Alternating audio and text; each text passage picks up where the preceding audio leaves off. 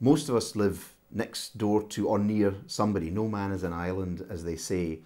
And you've got to get on with your neighbours. Legal problems, though, can arise. There's two main ways they can arise. First of all, if your neighbours are noisy, or they've got dogs that bark, or youngsters that kick a football against your fence, or they have wild parties.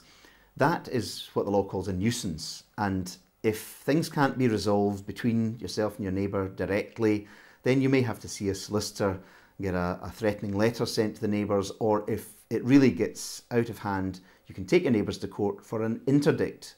Now, you may know the word injunction, that's the English version of it, but interdict is the order that a sheriff court can put on the neighbours to order them to stop their misbehaviour, and if they fail to stop, they can be had up in front of the court and fined or indeed imprisoned.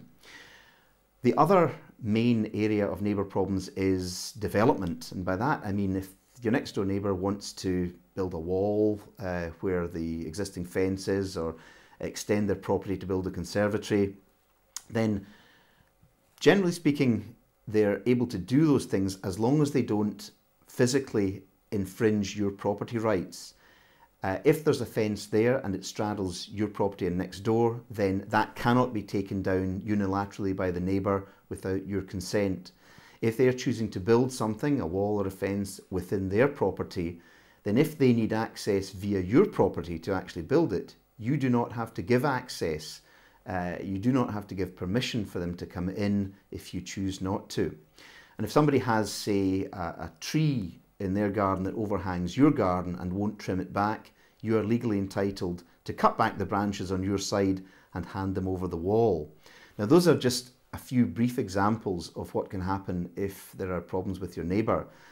Again, with so many other legal areas, the sooner you come in and see a solicitor and get an idea of what your rights are in your particular case, the better.